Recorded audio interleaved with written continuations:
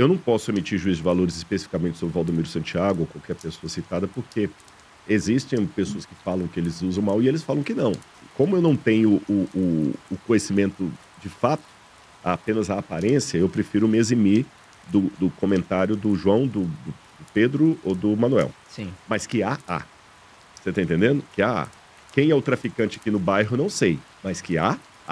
sim. Então que há muitos que usam mal o dízimo, infelizmente há. E esses acabam sendo um argumento de vários para não devolver dízimo. Mas vamos olhar biblicamente, o que a Bíblia apresenta. E esse pensamento bíblico é o que é defendido pela teologia católica, protestante mais conservadora, etc. Na Bíblia, você tinha as 12 tribos de Israel. Aliás, antes das 12 tribos de Israel mesmo, você já tinha Abraão, que era um homem rico. Abraão era um homem rico. E quando ele encontrou Melquisedeque, a primeira e mais antiga menção ao dízimo que nós temos na história e na Bíblia, ele encontrou o rei Melquisedeque, que era rei e sacerdote de Salém, e Abraão lhe deu o dízimo de tudo que ele tinha ganhado de Deus. Interessante. Abraão não deu dízimo para os pobres, Abraão não deu dízimo para os órfãos, ele deu dízimo para o sacerdote. Quando começa o período lá da monarquia de Israel, as 12 tribos, até antes mesmo, no período dos juízes, as 12 tribos estão distribuídas pela terra de Canaã, que é a famosa terra prometida. E agora viraria Israel. Só que Deus foi muito sábio. Deus continua sendo sábio sempre, né? Ele separou uma das tribos, a tribo de Levi, para cuidar apenas da religião do povo. Então Deus pegou uma região chamada Siló, ou Shiló em hebraico, e em Shiló Deus colocou o santuário. Quando o povo estava andando pelo deserto como nômade, o santuário era armado e desarmado, montado e desmontado. Cada vez que o povo parava e armava o acampamento, o santuário de Deus era montado no centro, porque Deus estava no centro. Olha que interessante. Deus montava o acampamento no centro, para que todo mundo voltasse para o centro. Ou seja, a religião tem que ser sim o centro da nossa sociedade, da nossa cultura. Eu não sou a favor da união igreja-estado. Isso é horrível. Toda vez que igreja e Estado misturou, deu ruim. Mas a despeito de não ser a favor da união igreja-Estado, eu sou a favor de ter a religião como algo prioritário na sociedade, junto com a família. Uma das células máteres da sociedade é a religião, ela que dá a liga. Então, Deus ficava no centro ali. E quem que ia cuidar desse santuário? A tribo de Levi e os descendentes de Arão, irmão de Moisés. Então, eles que cuidavam ali. Quando o povo se assentou em Canaã e deixou de ser nômade, Deus falou: agora que o santuário não precisa mais ser montado e desmontado, e cada tribo recebeu a sua porção de terra, construam o santuário em Shiló. E a tribo de Levi vai ficar morando ali em torno do santuário. Só que, para a tribo de Levi cuidar do santuário 24 horas por dia, 7 dias por semana, 365 dias por ano, 30 dias por mês, 31 no nosso calendário, né? Vocês vão fazer o seguinte: cada tribo, cada família vai tirar 10% de tudo que vocês ganham para sustentar a tribo de Levi. Então a tribo de Levi vai viver do dízimo. Então o dízimo não era para ajudar pobre, não era para ajudar necessitado, o dízimo era para manter viva a religião do povo. Não era para sustentar vagabundo, porque o trabalho do sacerdote, do levita, do sumo sacerdote, era exaustivo, tinha muita coisa, sabe, era muita coisa que eles tinham que fazer todos os dias, era limpar, matar o cordeiro, verificar, receber milhares e milhares de pessoas na porta do santuário levando o cordeiro, eram os turnos do sacerdócio, era muito trabalhoso. E se um líder religioso trabalhar com seriedade, a religião dá muito trabalho, no sentido literal da palavra. Sem Sim, O dúvidas. pastor, ele tá um pastor de igreja, por tem exemplo, que ou um absorver padre, tudo, né? exatamente, um padre, um pastor, vamos pegar um padre, por exemplo, um pároco, ele tem que estar 24 horas por dia à disposição dos paroquianos. Uhum. Você entendeu? Morre uma pessoa, o padre tem que ir lá fazer encomendar o corpo, tem que fazer a missa de sétimo dia. O padre não pode se dar o luxo de viajar, por exemplo. Você sabe que no sacerdócio, o sacerdócio é um dos sacramentos, o padre ele tem o dever de estar sempre celebrando missa. O padre não pode tirar férias de ser padre. Não tem esse negócio aqui, esse ano eu não vou celebrar a missa não, vou descansar um pouquinho, tô muito cansado. Não vou celebrar a missa hoje não. Não existe essa opção para o padre. Ele tem que ali celebrar, não pode o ministro da Eucaristia ir lá e celebrar a missa no lugar dele. O Sim. padre vai estar doente, vai estar só se ele estiver assim morrendo mesmo. Mas se ele tiver com uma gripe, ele vai ter que celebrar a missa gripado, ele vai ter que celebrar a missa com febre. Sim. Você entendeu? Dá muito trabalho cuidar da paróquia, ele tem que morar nos fundos da paróquia. Um pastor também tem que visitar os membros da igreja dele, as ovelhas, pregar, preparar sermão, administrar a igreja. É muita coisa. Então, no mundo bíblico, esses religiosos, eles são alimentados pelos outros, porque enquanto você está plantando, colhendo, cultivando a terra, o levita está preparando o cordeirinho para ser sacrificado e tudo mais. Então, essa é a função do dízimo. Depois, a Bíblia instituiu um segundo dízimo, e é isso que as pessoas às vezes confundem, que fala o dízimo da... Esse segundo dízimo, na verdade, é um dízimo adicional.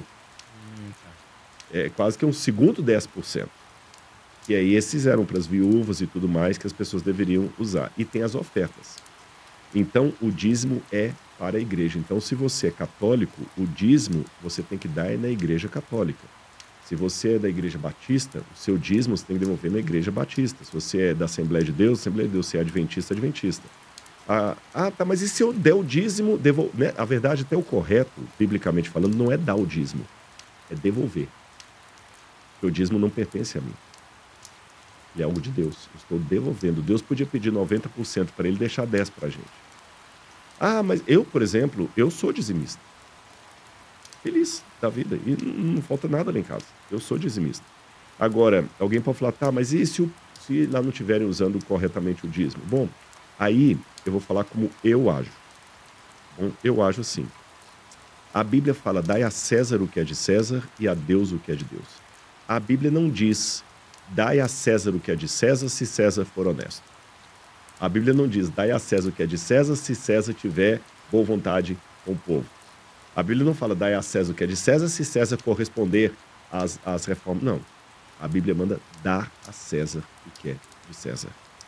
Então, quando eu devolvo o meu imposto para o governo, se o governo lá em Brasília vai usar mal aquele dinheiro, é problema dele com Deus. No dia do juízo, Deus vai condená-lo. Agora, se eu sonego o meu imposto porque o governo é corrupto, eu estou ficando igualzinho a ele. Eu estou, sabe, o sujo falando mal lavado? Eu estou me tornando exatamente como aquele que eu critico. Porque qual que é o pecado do governo? É usar mal os recursos públicos e sonegar ajuda ao povo. Sim. Aí eu, como cidadão, eu também sonego. Na verdade, eu sou o governo em miniatura. Só que ele rouba em Brasília, eu roubo na minha casa. Ele rouba milhões, eu roubo naquilo que eu passo nota fria e tudo mais. Eu estou sendo como ele. Eu não estou sendo um bom cidadão. Estou dando um péssimo exemplo de cidadania para os meus filhos. Então, eu devolvo meu imposto e deixo com Deus. É lógico, isso não significa que você não possa pedir contas, pedir auditoria. Não estou falando para você também ser vaquinha de presépio. Mas você não pode negar o dever por causa do mau exemplo do outro. E, além do dízimo, nós temos que ajudar com ofertas voluntárias às diferentes causas. Então, na minha vida, lá que a gente tem a oferta e tem o dízimo. As pessoas que eu ajudo, eu não ajudo com o dízimo, eu ajudo com a oferta. O dízimo é para a igreja. E outra coisa para fechar aqui também, e devemos lembrar também, gente, que igreja também tem conta de luz, tem água, você entendeu? Manutenção e tudo mais. Eu amei o sermão que o pastor pregou. Você gostou mesmo? Gostou. Pois é. Uma palestra com aquela qualidade, dependendo de quem for o palestrante, ele vai cobrar 50 mil. E o som que queimou da igreja? Quem paga aquele som? Exatamente. Você está entendendo? E a luz da igreja, e a água. E quando tem que mandar missionários para o exterior, artistas fazem tanta campanha, vão ao teatro, vão ao cinema, vão ao teatro, vão ao cinema. Por quê? A queda de bilheterias no teatro faz com que o teatro feche. Exato. Aí vem os artistas lá na fora, vamos resgatar o Teatro Nacional, não vamos deixar fechar e tudo tal. Agora imagina só, as pessoas pagam caro para ir ao teatro e não questionam o que vai ser feito com o dinheiro dele naquele teatro. Sim, é verdade. Mas o dízimo, ele não quer. É aquele negócio: pagar R$ 1.000 para assistir o Cirque du Soleil não é muito, mas devolver R$ 300 de dízimo é. É, exato. Você tá entendendo? E o que que o teatro vai fazer com aquele dinheiro? Se eu vou assistir uma peça de um ator que eu gosto muito, às vezes ele vai. Uma parte do ticket que eu paguei para assistir aquela peça, de repente aquele ator vai gastar com droga. Exatamente. Às vezes o cara é um drogado de marca maior, viciado, e ele vai sustentar o vício dele com o dinheiro do ingresso que eu paguei para assistir a peça dele. Sim, o Sim. show, enfim. Mas ninguém faz essa pergunta. Peraí. Como é que vocês vão gastar o lucro desse teatro? Não tô nem aí. O que eles vão fazer com o dinheiro? Eu quero é pagar, entrar e me sentir bem lá Assistir, dentro. Parte do dinheiro para restaurar o teatro e tudo e tal, ou se não vão. O futebol é a mesma coisa. O sujeito paga lá no estádio, ele não quer saber se o Cartola tá usando dinheiro, se o jogador... Olha, veja bem, às vezes eu tô pagando para assistir um jogo de futebol no estádio e parte do que eu tô pagando vai alimentar um jogador de futebol, daqueles que eu falei que não tem uma boa índole, para ficar enchendo o ônibus de adolescentes para uma bacanal numa mansão dele a noite toda, e eu nem me preocupo se o meu dinheiro vai ser usado para aquilo ali. Você seguir o mesmo critério com o futebol, com o ticket que você paga para o estádio, Sim. com o teatro, aí até eu acho que você tem razão, mas fora isso, não. Vou pegar a Igreja Católica. Como ela ainda é a maior agremiação cristã do Brasil, numericamente falando, e tem toda uma trajetória muito mais forte que qualquer igreja, porque a Igreja Católica sozinha é maior do que todas as outras igrejas cristãs juntas. Porque quando fala o seguinte, os evangélicos estão crescendo no Brasil. É verdade. Embora teve um achatamento agora no IBGE, mas quando fala evangélico, você está falando ali Batista, Assembleia de Deus, tem um monte de CNPJ diferente. A Igreja Católica está sozinha. Então ela realmente é a maior força política. E às vezes a fala de um bispo, de um padre, tem uma força que realmente até é bom que ele fale. Você está entendendo? Até é bom que ele fale. Então eu não posso negar isso. E às vezes até o silêncio da CNBB, por exemplo, se o governo está para votar uma questão de aborto, vai votar aí. O silêncio da CNBB numa situação dessa chega a ser até uma vergonha, é comprometedor. Tem que se manifestar. Então eu acho que a igreja tem que se manifestar sim. Sabe, o silêncio dela pode parecer um comodismo perigoso, até uma covardia, uma falta de dever. Mas eu tenho que tomar cuidado também, porque é muito tênue a linha entre a manifestação legítima da igreja por uma causa e a adesão da igreja a um partido, a um candidato, a um discurso X. Então, por exemplo, quando eu vou votar, eu tenho claro em quem eu vou votar. Vou votar no Cecília Meirelles. Eu não votei em Monteiro Lobato. Só que a partir do momento que eu falo assim, gente, eu, Rodrigo Silva, voto em Cecília Meirelles. Se você é cristão, vote em Cecília Meirelles, não vote em Monteiro Lobato. Eu já estou tirando de você o direito de você pensar por si mesmo. Aí eu estou sendo um pastor, um padre, um líder, um bispo, não importa. Eu estou fazendo das ovelhas da minha igreja gado. Sim. Aí está virando gado. Quando o líder manda em quem você vai votar, sendo que o voto é livre, aí é perigoso. E eu não devo falar isso nem de maneira indireta. Eu, por exemplo, a minha esposa, a Laura, sempre fala assim, meu bem, não adianta, pela sua postura, sua fala, as pessoas já sabem mais ou menos qual é a sua linha política. Sim. É óbvio. Mas eu nunca as declaro abertamente, nem faço campanha abertamente. Sim. Mesmo alguém que eu votei nele, a pessoa sabe que eu votei nele, eu já falei, eu falei assim, olha, eu votei em você, mas não espere que eu vá fazer Campanha, né? para você. E eles aceitaram, todos que me respeitaram nesse sentido. Porque se eu levo, por exemplo, tá tendo a campanha talvez agora para presidente ou para deputado federal, aí eu levo tem um amigo meu que é do PSDB, aí eu levo ele para falar na minha igreja. Mas tem um irmão lá que é candidato pelo PL. Isso, e o púlpito não é para isso, o púlpito é para a Bíblia. Então eu, particularmente, respeito quem pensa diferente de mim. Eu acho que púlpito não é lugar de levar candidato. Na igreja adventista, nós temos uma disposição, pelo menos é assim na política da igreja, no manual da igreja. Se é cumprido 100%, não posso falar porque o Brasil é muito grande. Mas pelo menos no manual da igreja é assim. Um irmão adventista, ele não é proibido de se candidatar a vereador, deputado, senador, o que seja. Não é proibido. Mas, como na igreja adventista não é só o pastor que prega, muita gente prega. Se você, por exemplo, prega sempre na igreja lá, você é adventista, prega na igreja, mas você candidatou a deputada federal, durante o período da eleição, Carol, você não pode subir ao púlpito e você tem que entregar os cargos da igreja. Sim. Não é uma punição, você não fez nada de errado, a igreja não está te censurando, não está te excluindo, não está te disciplinando, mas porque assim, você agora que está candidata, você vai ir lá pregar no sábado, você entendeu? Então, não, você não vai. Agora, o que eu acho que como um líder religioso eu deveria fazer, e todos devem fazer, é o seguinte, orientar os irmãos a votarem por princípios. Eu tenho um vídeo que eu fiz na época das eleições, que eu coloquei lá assim, como votar. Votar por princípio. Então, por exemplo, um princípio que eu gosto de ensinar as pessoas, ou pelo menos sugerir para elas, que ensinar às vezes dá um ar de autoridade, né?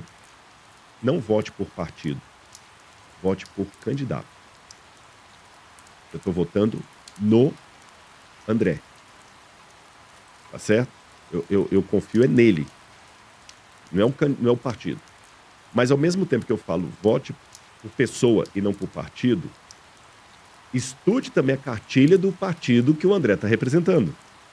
Se é um partido pró-aborto e eu não aceito o aborto, para que eu vou dar voto para ele? Eu não preciso falar o nome dele. Eu não preciso falar assim, não vote no André. Eu não preciso falar, não vote no André, vote na Carol. Eu não preciso fazer esse discurso. Mas posso falar assim, gente, olha, um cristão, se preze, não vai colocar lá alguém que está descaradamente fazendo uma proposta abortista. Alguém que não cumpriu o que ele fez nas últimas eleições. Alguém que desdenhou do nome de Deus. Alguém que não cuida bem da família. Porque a Bíblia fala, se o homem não sabe gerenciar a sua própria família, como é que vai gerenciar a casa de Deus? Isso vale para a política também. Então, eu te dei o perfil de quem você deve como é que fala? Votar. Sim. E esse perfil vai valer para as eleições municipais, estaduais, as do ano que vem, as passadas, as próximas. Então, eu não preciso nem santificar candidatos, nem demonizar candidatos. Até o ideal, vou te falar qual é, para não ficar parecendo indireta, o ideal até, isso eu não estou cumprindo, eu admito vocês que eu não estou cumprindo, mas o ideal seria, André, até esse direcionamento ser feito fora da época das eleições. Fora da época das eleições. Porque agora, por exemplo, como a gente não está tendo eleição para o estado de São Paulo, não tem candidato A ou B ou C. Sim. Então, se eu enfatizar agora para os jovens o que é um governador, quais as funções de um governador, e assim, saturar no bom sentido da palavra a mente dos jovens eleitores de princípios cristãos de política, quando chegar a eleição, que as pessoas começarem a se candidatar, com base nos princípios que eu ensinei fora da campanha, ele já sabe em quem votar com consciência. Isso é prioritário. Agora, assim, não... Eu sei que tem a expressão escola sem partido, que tem um movimento disso, mas eu tô falando assim, a expressão em si, sem pensar no movimento contra ou a favor. A escola tem que ser sem partido. Ah, com certeza. Porque eu estudei filosofia política na filosofia, quando eu fiz filosofia, realmente é fantástico estudar filosofia política. Mas se você coloca essa matéria também nas mãos de um professor enviesado, um professor que não sabe ter a deferência de ensinar os princípios. Por isso que eu até falei com vocês uma coisa que eu não estou seguindo, mas eu deveria. O ensino político nas igrejas deve ser fora do período eleitoral. Agora eu deveria estar ensinando a minha igreja como votar para quando chegar eles saberem. Porque se você faz só na hora da política, automaticamente você já está dando um desenho, olha, ele está melhor do que ela. Agora, o único perigo hoje dessa disciplina na sala de aula é que nós temos um ensino, principalmente professores de rede pública e universidades que já estão tão enviesados, tão doutrinadores, que eu temo que essa educação política vire doutrinação política. Exato. E eu tenho que ensinar princípios políticos, não partidarismo político. Então, eu tenho esse dilema que eu não tenho a solução para ele. Eu acho que é prioritário, deveria ter, mas deveria ser uma matéria que órgãos, talvez, do MEC deveriam olhar essa matéria com lupa. É igual religião. Deve ter religião na sala de aula ou não deve? Deve ou não deve? Essa discussão, na escola pública, eu digo, né? Pode ter religião, mas não pode ser uma religião agora católica que demoniza as religiões de matriz africana, ou uma religião de matriz africana que demoniza as protestantes. Então, o que seria dar aula de religião na escola que não seria uma aula de catolicismo na escola? que não seria uma aula de protestantismo na escola, que não seria uma aula de cristianismo na escola. Vai que você tem um aluno budista. O que é dar aula de religião na escola? O que Exato. é dar aula de política na escola? Então, eu acho que o governo deveria sim abrir, colocar no currículo, mas deveria ser uma matéria que deveria ser controlada por órgãos, talvez até fora do MEC, viu? Que vão ali para saber se o professor realmente está dando educação política e não doutrinação. Na verdade, o abandono e o reencontro com a minha fé acontece comigo todos os dias. Porque todos os dias que eu sou afrontado por um drama, por um dilema, por um problema, seja meu, seja do meu semelhante, a minha fé está sendo de novo questionada. Será que é isso mesmo? Eu não vou mentir para vocês. Hoje, essa noite eu não dormi muito bem. Eu ainda estou me recuperando de uma febre.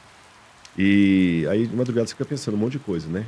E aí, aquela madorna, assim, quando vai amanhecendo o dia, sabe que tem que acordar.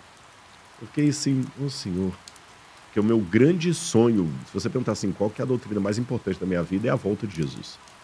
É a crença na segunda vinda de Cristo. Em glória e majestade, como diz o credo católico, né? Que está sentado à direita de Deus Pai Todo-Poderoso, de onde há de vir para julgar os vivos e mortos. Eu estou ansiando por esse dia. Eu falo, Senhor, puxa vida, tantos anos já e Jesus não volta. O que você está esperando por esse mundo? Sabe, já deu. E olha que eu não estou numa situação de autocomiseração, não. Eu estou numa vida muito bem, um casamento estruturado, a vida financeira está bem, eu estou feliz. Olha o podcast que eu estou ouvindo aqui, e sabe, não estou numa situação ruim, não. Mas assim, quarta-feira eu estava no funeral. Vocês estão entendendo? Na quarta-feira, não, segunda-feira eu estava no funeral. Então, poxa, e uma senhorinha que a minha esposa assustou, que ela falou assim, poxa, a dona Lina, eu tive com ela semana passada na aula de piano, eles morreram, assim, um ataque cardíaco fulminante. São casais que estão se separando e vêm pedir socorro pra gente, é outro que está recebendo a notícia de câncer. Então, mesmo que eu esteja numa vida feliz, sempre tem um lado de lá que não está bem. Então, a minha felicidade, ela sempre fica com o quê? Então, minha fé todos os dias é assim, Senhor, será que a gente está esperando em vão? Aí Deus vai, não, calma, aguarda. Então, a fé, ela está sendo todos os dias destruída e Testada. reconstruída, testada e sobrevivendo, sabe? E agora, o momento em minha vida em que eu desisti da fé, eu vou descobrir que é interessante. Foi no momento da minha vida em que a fé foi mais testada, na minha depressão, onde eu não estava vendo luz no fim do túnel de maneira nenhuma. Foi ali que eu descobri uma coisa que talvez responda a sua pergunta. Você vai saber o que é fé quando ela vai ser a única coisa que restar para você.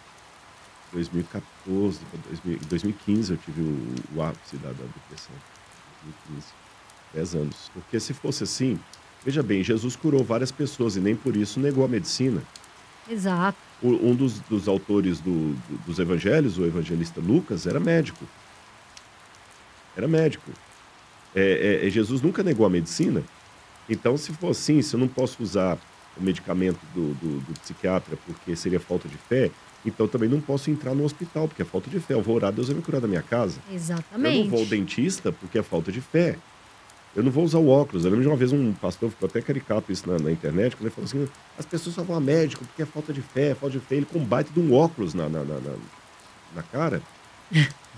Exato. E a Só pessoa vai precisa falar ser o assim, óculos, escuta, e quem receitou o seu Ai. óculos? Você tá Exato. entendendo? Quer dizer, nunca vai mais. Esquece que o óculos que tá ali foi um médico que receitou. Alguém inventou aquilo também, e alguém te Exatamente. receitou. E mesmo que ele tivesse orado a Deus para indicar qual seria o óculos, ele foi lá e comprou sozinho, ainda assim tá faltando fé, porque Deus não curou a vista dele. Ele tá Exato. usando uma invenção. Eu não vou ao dentista também quando eu tiver com uma dor de dente, eu vou orar a Deus. Eu acho que os medicamentos, eles estão aí, que Deus permitiu à mente de pessoas para ajudarem. Então, o fato de eu andar de carro sendo que eu tenho pernas, não é porque eu tô com pouca fé, porque Deus também arrebatou Elias, Deus arrebatou Filipe de um lugar para outro. E nem por isso eu vou ficar lá em casa parado, esperando Deus me arrebatar para vir aqui, porque seria falta de fé eu vir de Exato. carro. Exato. Exato. Eu acho que não é por aí. A Bíblia Sagrada fala mais de 2000 vezes da volta de Cristo. Os próprios judeus tinham um dilema, que está no Talmud, para saber assim, como virá o Messias? Ele virá montado humildemente num jumentinho, como diz o profeta Zacarias, ou virá nas nuvens, com poder e grande glória, como diz o profeta Daniel? E Jesus mostrou que, na verdade, não é uma situação de uma coisa ou outra, isso é um falso dilema. Ele vai vir de um jeito ou de outro, ele vem dos dois. Na primeira vinda, Jesus veio de maneira humilde, como o filho do carpinteiro, o próprio carpinteiro, ele, né? Sendo crucificado, sendo humilhado, entrando em Jerusalém montado num jumentinho para cumprir a profecia de Isaías e de Zacarias, mas ele voltará uma segunda vez para cumprir as profecias de Daniel em glória e majestade. Então, essa segunda vinda de Cristo é o mais caro desejo da igreja cristã desde os seus primórdios. Se você pegar o apóstolo João, que escreveu os últimos livros do Novo Testamento, o Apocalipse e o Evangelho de João, ele termina o Apocalipse com uma nota: Amém, ora vem, Senhor Jesus. Os cristãos primitivos, eles usavam uma expressão aramaica para se cumprimentar, que era Maranatá, Maranatá, o Senhor logo vem.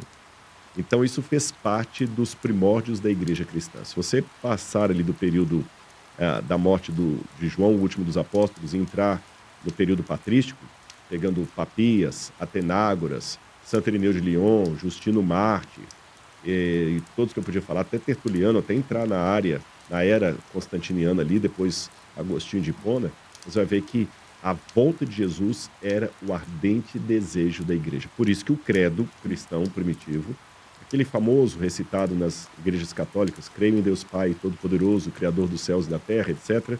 E no final ele termina: aquele que está sentado à direita de Deus Pai Todo-Poderoso, de onde há de vir a julgar os vivos e os mortos. Creio no Espírito Santo, na Santa Igreja Católica, na ressurreição da carne. Então veja bem, a ressurreição da carne faz parte desse movimento posterior à volta de Jesus. Na ressurreição da carne e na vida eterna. Amém.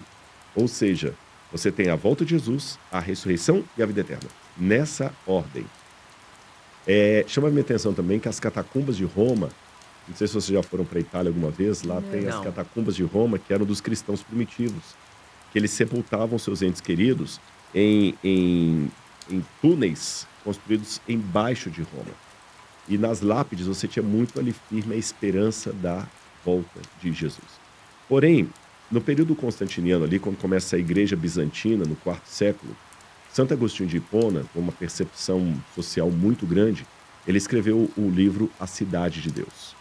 Porque Santo Agostinho percebeu que, como a igreja agora estava ganhando muito poder, ela deixou de ser perseguida, a igreja dos mártires sofreu férias, ninguém era mais martirizado, porque Constantino, o imperador, se tornou cristão, agora a igreja tinha suas catedrais, as suas igrejas, suas basílicas, os seus santuários e tudo mais. A igreja agora, então, tirou férias do martírio, ela trocou as catacumbas pelos palácios. E nesse aspecto, a volta de Jesus, a tão aguardada volta de Jesus, tornou-se uma coisa assim, já não tão esperada, tão almejada, tão ansiada. Parece até que o reino já era aqui. A ponto de Agostinho ilustrar o pensamento de alguns que o reino milenar de Cristo já estava acontecendo com o reino da igreja.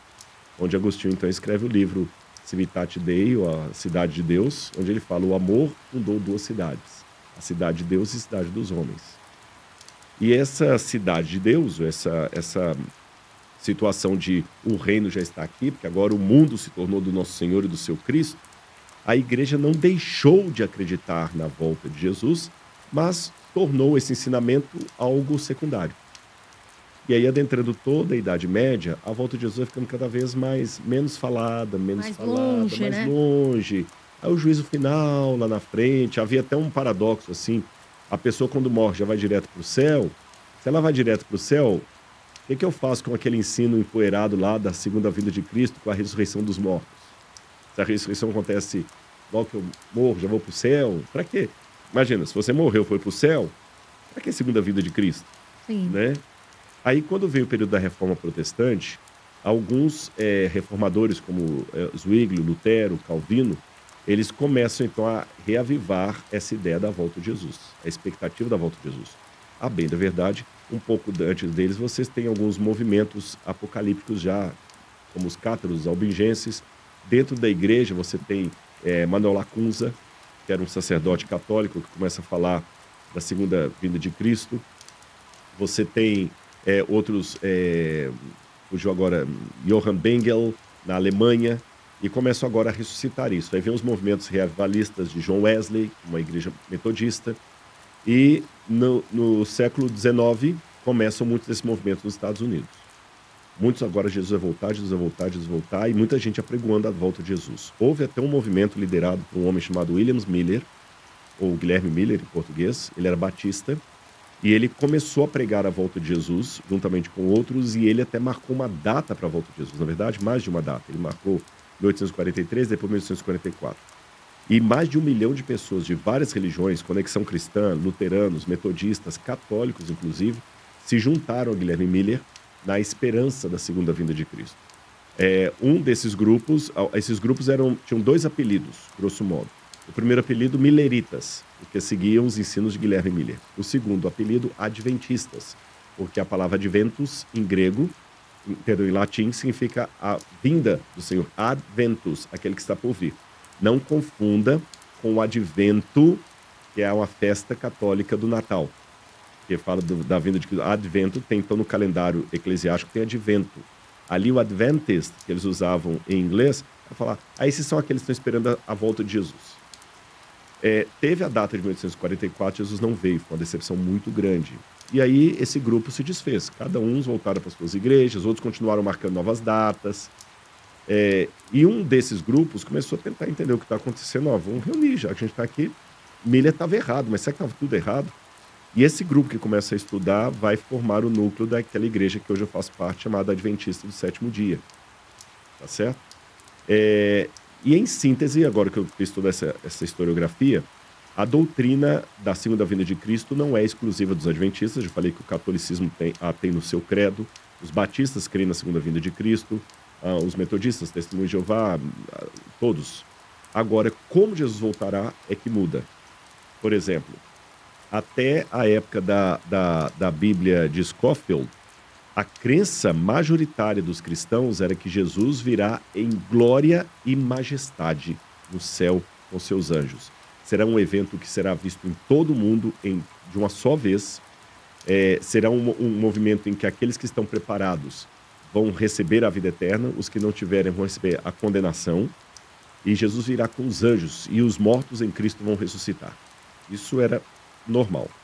Só que a partir de Darby, um pregador evangélico, e depois a popularização da Bíblia de Scofield, houve uma mudança no entendimento da volta de Jesus para um grupo, que começou com Darby. Essa mudança é o seguinte: não, na verdade, a volta de Jesus não será um evento visível e glorioso. Será um evento secreto. Rapture, como diz em inglês, o arrebatamento. A igreja vai ser arrebatada e ela vai encontrar com Cristo nas nuvens para ela não passar aqui durante o período do anticristo. Aí criou-se toda uma ideia do anticristo, do arrebatamento da igreja, e essa ideia se popularizou, especialmente nas igrejas evangélicas. Aí vem o Tim LaHaye, que populariza ainda mais isso com o livro Deixados para Trás, que virou até filme, estrelado por Nicolas Cage. E hoje uma boa parte dos evangélicos acreditam no arrebatamento da igreja, arrebatamento secreto. Aí até eu lembro que a igreja, embora ela seja neopentecostal, ela não é bem evangélica, a Igreja Universal do Reino de Deus, durante um tempo ela colocava uns adesivos no carro assim: cuidado, em caso de arrebatamento, esse automóvel poderá perder o seu controle, né? Porque você está dirigindo ali, Deus te arrebata, o carro vai bater. Só que, em que pese esse ensino, há muitas outras igrejas que ainda têm um entendimento mais antigo e tradicional. Jesus virá nas nuvens com poder e grande glória, e não o arrebatamento secreto da igreja. Há muitas igrejas batistas que pensam assim, alguns ramos, né, que há várias batistas, a igreja luterana, assim, e outras que eu poderia citar, wesleyana, metodista. Eu particularmente creio assim, porque Jesus fala que a volta dele, em nenhum momento a Bíblia chama a volta de Jesus de um arrebatamento secreto. Aí fala assim, tá, mas a Bíblia fala, e no abrir e fechar de olhos seremos arrebatados para o encontro com Cristo nas nuvens. Sim, fala arrebatados, mas não fala que é de maneira secreta. Que a própria passagem que fala isso, fala que então o Senhor aparecerá, por exemplo, Apocalipse, capítulo 1, verso 10. Eis que vem com as nuvens e todo olho o verá, até aqueles que o traspassaram. Mateus, capítulo 24, você tem também Lucas, capítulo 21 e Marcos, capítulo 13. Jesus fala, então aparecerá no céu o sinal do Filho do Homem. Todos os povos da terra se lamentarão e verão o Filho do Homem vindo nas nuvens com poder e grande glória. Todos os povos se lamentarão. E outras passagens mais que eu podia citar. Então, em nenhum canto da Bíblia dá a entender que Jesus voltará de maneira secreta. Só mas a Bíblia fala que ele voltará como um ladrão. Ali, quando fala que ele voltará como um ladrão, significa que será num momento inesperado e não de maneira escondida. Mas eu também tenho que admitir que tem muita gente sincera a Deus que entende que é um arrebatamento secreto. Eu estou apresentando aqui que eu não vejo isso na Bíblia, mas respeito os que têm essa visão. Agora, de um modo ou de outro, eu acho que a conclusão dessa resposta é a seguinte: que nós, como cristãos, queiramos realmente que ele venha. Claro, com certeza. Sabe? Seria Queiramos maravilhoso. de verdade mesmo e nos preparemos para esse dia. Aí que eu tenho uma outra preocupação, que aí a minha muito respeitosa preocupação com a teologia da prosperidade. Se eu é aquela questão do compasso. Se eu enfatizo demais a riqueza nesse mundo, porque tem a romantização da pobreza, que nós já criticamos aqui, mas exato. tem a romantização da riqueza também.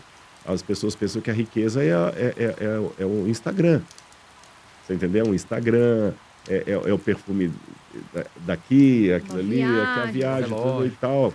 Cuidado com a romantização disso também. Então, eu acho que os dois extremos são perigosos. Aliás, extremismo é um lado da verdade que ficou pobre, ficou louco. Você entendeu?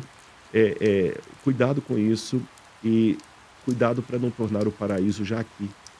A ponto que você tá tão feliz com o que você tem, com o que você conquistou e todo dia tá conquistando, sabe? Deus, eu tenho tantas bênçãos. Essa música pode ser cantada de uma maneira ortodoxa ou de uma maneira herética. Ela pode ser cantada de uma maneira ortodoxa, quando eu cantar assim: Deus, eu tenho tantas bênçãos, quando eu estou louvando a Deus pelas bênçãos que tenho, testemunhando para os outros do Deus que eu tenho e abençoando os outros com a minha bênção. Aí ela está cantada certa. Agora, quando Deus, eu tenho tantas bênçãos, eu sou o filhinho queridinho de Deus, porque eu tenho, você não tem. Aí parece o Kiko do Chaves. Sim. Eu tenho uma bola, você não tem. Exato. Sabe? Porque minha família é estruturada, você é divorciada, viu? Eu sou de Deus, você não é. Horrível, horrível. Eu tenho fé, você não tem. Viu? Eu fui para Las Vegas, você não foi. Eu fui para Disney com os meus filhos, você não foi, porque você não tem a fé que eu tenho. E aí a heresia maior dessa música vai ser quando, além de ser cantada com esse espírito, ela fala assim: Deus, eu tenho tantas bênçãos, acaba não, mundão. O paraíso já está aqui. Para que volta de Jesus? Sabe, eu amo e é um tripé. Você tem que crer, amar e apressar a segunda vinda de Cristo. Crer, amar e apressar. Ansiar por aquele dia. Ansiar por aquele dia. Não vai ter diferença, porque o mundo vai estar caótico quando ele vier. E haverá diferentes reações das pessoas já previstas na Bíblia. Então, que ele volte agora, daqui a 10, 15, 20 anos, as reações serão as mesmas que já estão ali preditas. Primeira reação. Eu espero que nós aqui, todo mundo que está assistindo a gente, esteja com essa reação. Esse é o nosso Deus, a quem nós esperávamos, e Ele nos salvará. A Bíblia diz que alguns vão olhar para o céu e falar assim: esse é o Deus em que nós aguardávamos, e Ele nos salvará.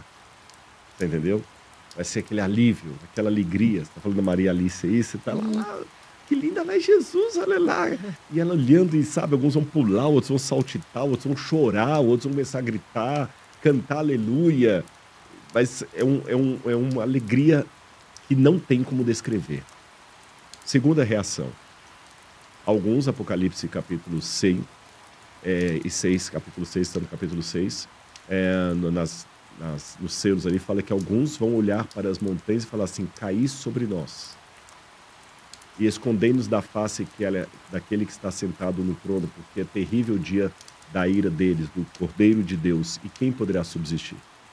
Então alguns vão gritar de alegria, outros vão pedir a morte sobre si. Um terceiro grupo vai ser audacioso, petulante. Senhor, em teu nome nós operamos milagres, operamos curas. Note que eles são diferentes do segundo grupo. O segundo grupo já sabe que está perdido e vai pedir a morte, para não sofrer a ira. O segundo grupo vai manter, mesmo diante desse dia, a arrogância espiritual que talvez já mantém hoje. Peraí, mas em teu nome eu operei Terceiro curas? grupo. O terceiro grupo, Eu operei milagres? Eu escuras. E ele olhará para aqueles e falar assim: afastai-vos de mim, maldito. Nunca vos conheci. Exatamente. Olha que interessante. Então, eu acho até que esse segundo grupo vai sofrer mais do que o primeiro. O primeiro ainda é mais honesto. Ele já sabe que está perdido, ele já tomou a decisão. O segundo ainda tem aparência de piedade, sabe? Jesus uma vez amaldiçoou uma figueira. A Bíblia fala que ele amaldiçoou a figueira e os discípulos viram que no outro dia estava sequinha. E as pessoas perguntam: por que Jesus amaldiçoou a figueira? Ah, porque ela não deu fruto. Essa não é a resposta. Jesus amaldiçoou a figueira porque ela aparentou dar frutos e não deu. Senão ele não Sim. teria perdido o tempo de ir até ela. Ela deu flores, ele foi lá e ela não tinha fruto. Então, haverá esse terceiro grupo aí, que é justamente o grupo dos religiosos hipócritas. Que eles são tão hipócritas, eles estão tão cauterizados na fé hipócrita deles, que eles chegam a ponto de pensar que eles podem tirar satisfação com Deus e reclamar como se estivesse com o Procon. Você já viu que o homem que foi o pai da nação judaica teve o nome dele mudado para Israel, o homem que lutou com Deus e prevaleceu? É um paradoxo. Porque, de Sim. fato, quem vai lutar contra Deus? Não tem como. Exato. Não tem como. Então, Deus, desculpa a minha petulância de querer brigar com o Senhor. Mas, ao Exatamente. mesmo tempo que isso é uma realidade, eu vejo na Bíblia um homem que foi enaltecido porque ele lutou com Deus e sobreviveu a ponto de ter o seu nome Israel. Aquele que lutou com Deus e sobreviveu, que seria o significado disso. Não sobreviveu, não. Prevaleceu. E eu tenho outros exemplos na Bíblia de homens que lutaram com Deus. Moisés falou: Senhor, perdoa esse povo, eu risco o meu nome do livro que o Senhor escreveu. O próprio Jesus lutou com Deus Pai na cruz. Deus, meu, por que me desamparaste? Jó, coloca ele aqui para brigar comigo, ele vai ver que existe uma diferença, e novamente eu repito, por mais que pareça jargão, que a linha é tênue entre uma coisa e outra, mas a gente tem que ter isso claro, que haverá momentos em que Deus vai nos proporcionar uma luta consigo mesmo. Sim. Em que momentos serão esses? Nós estamos, Carol, num grande conflito cósmico entre as forças do bem e do mal. Todos os conflitos terrestres que a gente vê, Israel contra Irã, Rússia contra Ucrânia, direita contra esquerda, a torcida X contra a torcida Y. Todas as guerras desse mundo, na verdade, ecoam uma guerra cósmica do bem contra o mal. E nessa guerra cósmica, a diferença dela das guerras atuais é que nessa guerra cósmica não tem um negócio dos dois lados estão errados. Um lado está certo, o outro está errado. O de Deus está certo, o do diabo está errado. O da luz está certo, o das trevas está errado. Segunda diferença da guerra espiritual, ela não tem trégua. Ela não tem momento de cessar fogo. Por 24 horas. Terceiro, não tem neutralidade. As forças do bem e do mal estão em conflito nesse momento e os dois lados querem você. E ficam te atentando. Ficam te tentando. E ficar neutro de optar pelas trevas. Então, como é que você treina um soldado para a batalha? Jogando dominó com ele? Não. Colocando ele dentro de uma barraca e soltando gás lacrimogêneo lá dentro e fechando o zíper. Lembra do Tropa de Elite, Pedra para Sim. sair? Sim. Quem é da carreira militar sabe, quando você vai ter sobrevivência na selva, eles testam você ao máximo, ao limite. Por que eles fazem isso? Porque aquele treinamento que você vai obter durante o momento ali do exército é o que vai garantir a sua vida ou a sua morte no campo de batalha e daqueles que você tem que proteger. Exato. Então, Deus também, como um bom general, ele nos treina, nos testa. E como eu falei, você não vai treinar um lutador para uma luta jogando xadrez com ele. Você vai treiná-lo mandando ele dar boxe, botando ele para brigar com outro. Menos que Deus, como veio lutar com Jacó, ele vai lutar com você, como treinador do Rock Balboa, né? E ele vai deslocar a sua coxa, igual ele fez, para você sair sequelado, machucado. Sim, um pouco sim, mas não plenamente, porque tem uma diferença aqui que eu tenho que colocar. Muitos ateus, agnósticos, tem muita gente fazendo videozinho disso na internet, não entende duas coisas. A gente desenha, mas não fica claro. E eu não estou chamando os de burro. É uma dificuldade emocional de entender e eu só posso lamentar, né? A primeira dificuldade que eles têm Por que que Jesus precisava morrer para o mundo ser salvo? Que Deus é esse que tem sede de vingança, de sangue, de sacrifício? Se ele é amor, bastaria falar assim: Adão e Eva, vocês erraram, não faça de novo, beleza. Então que besteira Jesus tem que morrer. Eu já vi muita jovem agora, tem muita onda de jovens neo-ateus aí. Outro fala o seguinte: ah, você quer colocar agora o mundo na sua caixinha? Porque eu falo que o cristianismo é aquele que responde à necessidade humana de ter um Deus que seja ao mesmo tempo transcendente e imanente. Ah, o Rodrigo agora que. E se eu não tenho necessidade desse Deus? O menino falou esses dias na internet. Eu queria só dizer para ela, filha, que você não está entendendo. Eu não estou falando do que eu penso, não. Estou falando do que disseram John Heim, o que disseram Freud. Quando eu falei que nós temos a necessidade de um Deus transcendente e imanente, a menina ateia leu que eu estava pegando o formato do cristianismo que me adequou e querendo enfiar a goela abaixo a ela que não é cristã, que está feliz com o Deus do budismo ou qualquer outro Deus.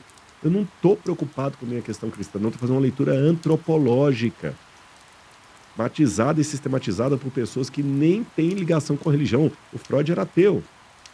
Emily Durkheim também não tem nada a ver com religião, no sentido assim de ser piedoso. E esses autores, eles sistematizaram que o ser humano tem uma vontade, uma necessidade, mais do que vontade, uma necessidade paradoxal de eternidade e temporalidade, de finitude e infinitude. É aí que a gente, quando traduz em linguagem teológica, é a abertura com forma de Deus. Nós precisamos de um Deus que seja acima de tudo e de todos, porque a gente tem sede de eternidade, então tem que ser um Deus que controla a eternidade para te garantir essa sede, mas ao mesmo tempo eu quero abraçá-lo. Uhum. Eu quero sentir que ele também está comigo, eu quero contar uma piada para ele, ele ri espontaneamente.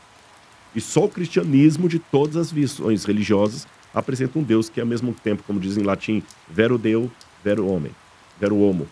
Verdadeiramente Deus, verdadeiramente homem. Só isso, não é que eu estou enfiando goela abaixo das pessoas o que foi bom para mim, não. Isso é antropologia, não é teologia. A teologia vem num segundo momento. E a outra coisa que eles não entendem é quando eles falam o seguinte: ah, Deus tem uma sede, ele vingou, ele entregou o próprio filho. Que Deus é esse? Eles não entendem o processo jurídico do grande conflito. Para que o mundo fosse resgatado, a morte teria que ser satisfeita, porque nós estamos condenados à morte. Não é porque Deus precisa da morte para salvar, é porque nós somos condenados. O que as pessoas não entendem naquilo que os alemães chamam de Heilsgeschichte, a história da redenção, é o seguinte: é que o André, ele está condenado à prisão perpétua. Ele está condenado à prisão perpétua. E eu quero dar a chance dele viver livre. Mas a lei condenou ele à prisão perpétua. Nem o juiz pode tirar ele de lá. Então o único jeito de satisfazer a lei é alguém assumindo a sua condenação. Porque a lei tem que ser satisfeita. E Deus não duela com o seu caráter. Deus não é contraditório, mas ele é paradoxal. As pessoas confundem contradição com paradoxo. A contradição é uma falácia, mas o paradoxo é um princípio filosófico lícito, complexo, sofisticado, mas verdadeiro. Quando eu falo assim, estou farto de não ter nada, isso é um paradoxo. Se você está farto, como é que você não tem nada? Estou Exato. farto. Então, Deus é ao mesmo tempo amor, ele ama, mas ele também é justiça. E as categorias divinas no ser de Deus, elas não entram em conflito, elas entram em paradoxo. E no paradoxo, como é que um Deus que ama pode salvar sem deixar de ser justo? Ele assumiu a condenação no nosso lugar. Então a morte de Jesus na cruz do Calvário não foi um capricho de Deus Pai, matando o filho dele porque ele gosta de ver sangue, ele gosta de assistir Velozes e Furiosos, sabe? Ele gosta de assistir Gladiador, ele gosta de assistir o Vampiro, então como ele gosta das coisas, ele queria ver sangue. Não, Deus não é um espectador do Coliseu ou do Fórum Romano. Deus é Deus amando e fazendo justiça ele mesmo. Então, para nós sermos salvos, Cristo teve que morrer na cruz do Calvário uma morte de consequências eternas. Por isso que ele subiu ao céu em corpo. Por isso que ele voltará de carne e osso. Por isso que, existindo em forma de Deus, ele se esvaziou, assumindo para toda a eternidade a forma humana. Então, quando alguém pergunta por que Deus, sendo amor, permitiu tanto sofrimento, eu pergunto, quem pagou o maior preço? É ele, porque todo sofrimento, toda experiência dolorosa, Quem passou foi ele, né? foi ele. Porque toda a experiência humana, traumática, nesse mundo, por pior que seja, seja de um judeu morrendo em Dachau, no campo de concentração nazista, seja de uma pessoa morrendo sob a tortura da Inquisição da Idade Média, seja uma menina sofrendo na mão de um psicopata, seja a menina que caiu lá agora, naquele acidente Na Indonésia. na Indonésia, e dizem que ela ficou morrendo muito de frio, outros disseram que ela teve morte rápida, mas alguns prevendo que foi uma morte dolorosa. Foi doloroso. Seja a morte dolorosa da menina da Indonésia, de maneira ateia, falando, não, tudo isso é conta carochinha. Eu posso responder de uma maneira teológica progressista, dizer, não, Adão e Eva é apenas um mito, é uma novela, é uma novela da criação, mas não foi daquele jeito, não existiu esse casal. Ou eu posso responder de uma maneira audaciosa, falando, não, a história bíblica é real. E eu respondo dessa terceira maneira, é real. Ah, Rodrigo, mas é fantástica demais para ser verdadeira. Bom, lembremos que o nosso mundo também, com inteligência artificial, internet, aviões que voam, carros que andam, submarino e tudo mais, esse mundo também é fantástico demais para quem viveu na Idade Média. Para quem viveu na Idade Média, o nosso mundo também é um mundo mágico. É um mundo de dragões e duendes como é que fala? E feiticeiros. E é só tecnologia. Então, o mundo do Éden pode parecer mágico para nós, assim como o nosso mundo parece mágico para quem viveu na Idade Média. Apenas uma questão de perspectiva.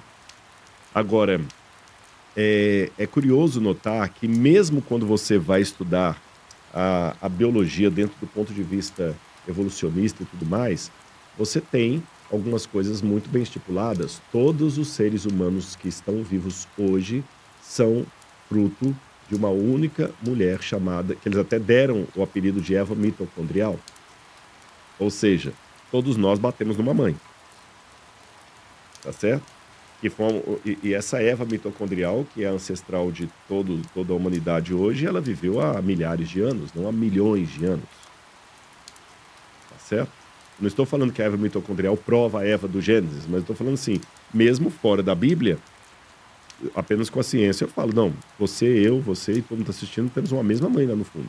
Sim. Tá certo? A Eva mitocondrial, viemos do mesmo mitocôndria. Também nós temos cientistas, porque isso é uma coisa interessante de dizer, você pode ter um louco, um doido varrido, que ainda, mesmo tendo formação acadêmica, ainda acredita numa besteira. Mas não um grupo.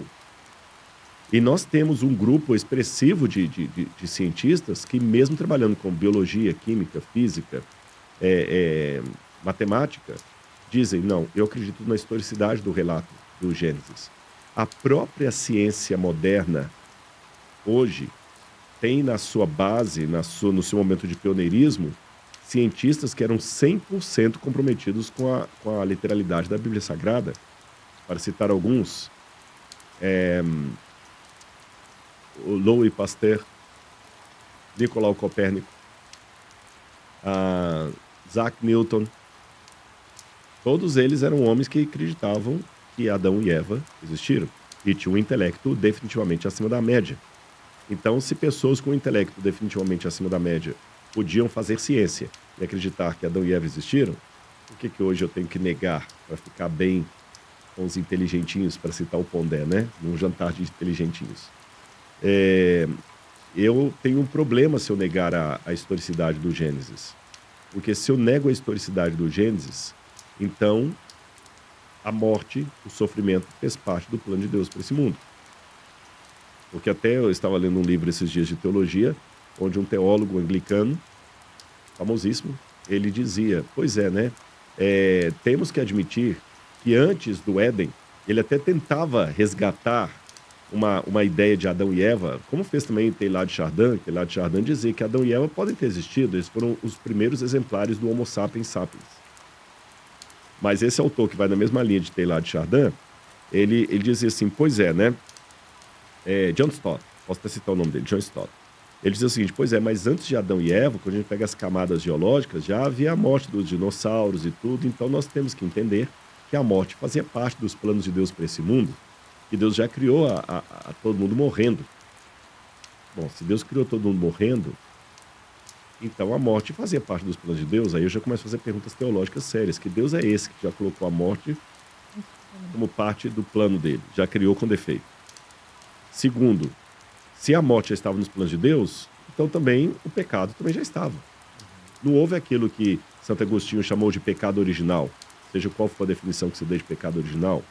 Se não houve pecado original, então a humanidade não tem do que ser redimida. Se a humanidade não tem do que ser redimida, o que eu faço com as declarações de Paulo que todos pecaram e carecem da glória de Deus? O pecado, então, é apenas algo que faz parte do nosso DNA, desde a formação desse mundo. Se Deus usou a evolução das espécies para trazer tudo à existência, então Deus também é o responsável pelo pecado, porque nós já fomos criados pecadores, nós nos tornamos. E se é assim, Deus é o responsável por toda a desgraça que acontece no mundo. E aí, para fechar essa sopa indigesta de conclusões teológicas, eu me deparo com a figura mais equivocada de todas, para minha decepção, chamada Jesus de Nazaré, porque Jesus tratou o Gênesis como história real. Quando Jesus foi falar da ética do casamento, ele falou assim: olha, eu sei que Moisés falou assim, mas não foi assim desde o início, porque quando Deus criou Adão e Eva, era assim. Quando Jesus falou sobre a vinda dele, ele comparou a vinda dele ao dilúvio, aos dias anteriores ao dilúvio. E Paulo fala que o primeiro Adão morreu e Jesus é o segundo Adão, mas se o primeiro é um mito, o segundo também é. E Jesus morreu na cruz do Calvário a troco de quê? Quando o padre lá na Igreja Católica pega a hóstia consagrada e fala assim: o corpo de Cristo, Senhor, eu não sou digno de que entreis em minha morada, mas dizei uma só palavra e serei salvo. Quando eu vou na igreja protestante e o pastor também consagra o vinho e o pão, e fala assim, né? Também do mesmo modo, ao findar da ceia, ele tomou o cálice e os entregou dizendo: bebei isso em memória de mim. Sim. Porque todas as vezes que bebeis do cálice e comeis do vinho, do pão, anunciais a morte do Senhor até que ele venha. Tá, mas que morte é essa? Jesus, então, não morreu pelos pecados da humanidade. Cristo Redentor não existe. Ele foi apenas, no melhor das hipóteses, um mártir. Sim. Equivocado e frustrado, porque ainda morreu. E ele é equivocado mesmo, porque ele acreditava em Adão e Eva. Jesus não acreditava em evolução das espécies. Então é muita coisa que eu tenho que jogar fora. Sem contar que, por mais que seja bonitinho falar de evolucionismo e politicamente correto, tem algumas coisas que ganham ares de politicamente correto. Então, naquela época, você falar contra aquilo na época do nazismo, lá na Alemanha, você falar contra o arianismo, você estaria execrado se você fosse ensinar na Universidade de Berlim que o arianismo não existe. Hoje nós sabemos que o arianismo nunca foi etnia. Era um tronco linguístico. Mas, na época da Universidade de Berlim, os maiores intelectuais alemães, falando fluentemente alemão, que eu falei que é uma língua, né, Isso. estavam lá ensinando o arianismo e hierarquia dos povos. Povos primitivos, povos menos primitivos. Hoje a gente considera aquilo uma besteira, até um crime defender o nazismo. Mas naquela época era chique. Então, às vezes, eu tenho que ter a coragem de ir na contramão daquilo que está sedimentado como establishment. E eu vou dizer para você que eu vou na contramão. Eu creio na criação da vida. Continua acadêmico? Não tem problema. Eu repeti. Eu vou na contramão do establishment. Eu creio na criação, como está no Gênesis. Eu creio que Deus é o criador do céu e da terra. Sou acadêmico. Alguns questionam como é que ele pode ter um título de doutor pela USP e ainda falar uma bobagem dessa. Se é uma bobagem, eu estou em boa companhia, porque um homem chamado Jesus de Nazaré falou a mesma bobagem. Ele acreditava também no Éden. Eu acredito no Éden restaurado, acredito na volta de Deus, acredito que Jesus morreu pelos nossos pecados e ele voltará em breve. Então, eu sou criacionista sem nenhum problema e não estou tão em má companhia não, porque se você olhar na internet, tem uma página chamada Descent from Darwin. Se você olhar essa página Descent from Darwin, você vai ver lá mais de 5.000 acadêmicos do mundo inteiro. Ninguém pode ter menos do que doutorado. Não pode ser só mestre, não. Tem que ter pelo menos doutorado. Em matemática, química, física, filosofia, psicologia, nas mais diferentes áreas, que escrevem esse Descent from Darwin, dizendo que eles não subscrevem a teoria da evolução das espécies de Charles Darwin. E são pessoas com titulação nas mais diferentes universidades do mundo, inclusive MIT, Cambridge, Oxford, Harvard, Yale, inclusive USP. Um vídeo esses dias na internet, a gente tem que ficar suspeitando de tudo que vê, né? Mas pelo pouco que eu sei, ele parece ser um vídeo verdadeiro. De um caso de uma mulher que ela tinha a obesidade mórbida e ela conseguiu, sem fazer bariátrica, só com o regime, ela foi diminuindo lá e foi fazendo exercício. É lógico, depois tinha que fazer a operação para tirar o excesso de pele. Foi um caso assim de tremendo. E hoje ela é uma mulher toda fitness e ela tem os controles dela de alimentação e faz exercício todo dia, malha, toda, sabe? Toda malhada e tudo, tem o antes e o depois dela. E esse caso não é tão inédito assim, há alguns casos assim. Mas é o que você falou, a vida dela hoje deve ser mais feliz do que na época que ela estava sem poder andar com as próprias pernas. Quando ela precisava de alguém para limpar o corpo dela, porque ela não conseguia tomar um banho sozinha, ela não conseguia ir ao banheiro sozinha, ela não conseguia se limpar sozinha, ela não conseguia ir ao supermercado sozinha, e ela não conseguia nem dirigir um carro direito, porque não tinha, o tamanho dela era muito grande. Evidentemente que hoje ela está mais feliz. Mas certamente a vida dela está mais complicada. Em que sentido? Agora ela tem que ficar regrando o que ela come, se terminar com o namorado, se der uma vontade de comer uma coisa, se der um... Controlar. Ela tem que controlar coisas que antes ela não controlava. Ah, eu tô chateada. Traz um pote. Ligava lá pro fast food americano, tem muitos negócios. Você entrava com pote de Häagen-Dazs lá, com mais uns McDonald's, um Pizza Hut da vida, e metia bala e dá um prazer comer. Ela teve que abrir mão desse prazer. Ela teve que abrir mão de muitas coisas. Mas pergunta se é a vida anterior. Então, realmente, a pastora falou uma verdade para você. Quando você se converte, você agora não tem mais aquele corpo. Só que é interessante, até alguns que fazem essa experiência, essa transição de uma obesidade mórbida para um corpo agora mais saudável, ele tem que fazer um tratamento psicológico também, porque às vezes ele ainda tem a cabeça gorda. Exato. Então, às vezes, ele come pouco, mas ele tá frustrado, porque antes ele comia uma pizza inteira de 12 fatias, os que fizeram bariátrica, por exemplo, e às vezes agora ele come 2 fatias e já tá cheio. E dá uma angústia, porque ele queria comer a pizza toda. Cadê aquele prazer de devorar a pizza toda? Não tem. Então, quando você se converte, é a mesma coisa. Você agora não vai ter mais prazeres que antes você tinha, vai ter que dizer não para eles todos os dias. Apenas uma notinha de rodapé, a comparação que eu fiz foi apenas no sentido ilustrativo. Eu não estou querendo com isso dizer que quem é gordo não é de Deus e quem é magro é. Claro. Tá certo? Porque a gente tem que respeitar as pessoas que às vezes são gordas, mas não é porque é por falta de vergonha na cara, né? Às vezes ele é gordo, às vezes é por um problema de tireoide, uma mudança, uma disfunção hormonal, a pessoa tá lá em cima da cama, às vezes ele tem que tratar primeiro a cabeça dele. É muito fácil julgar vagabundo, tá comendo demais, ela para de comer. Não, às vezes a gente não sabe a dor que aquela pessoa e a luta que ela faz para perder 20 quilos. A gente tem que respeitar isso e falar com muito respeito. Claro, com certeza. Tá certo?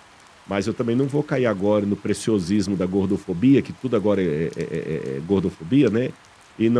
Ou romantizar a gordura, lembrando que realmente é médico, gente, é ciência. Querem que eu fale de ciência? É médico, é científico. Uma pessoa gorda, ela tem menos saúde, não é um corpo saudável, ela tem que emagrecer. As funções hepáticas dela ficam comprometidas, e tudo. Um médico falaria disso com propriedade. Olha, a Bíblia nunca viu a bebida como uma coisa legal.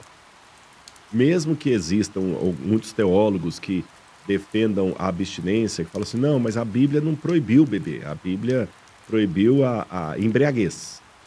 A Bíblia autoriza a moderação.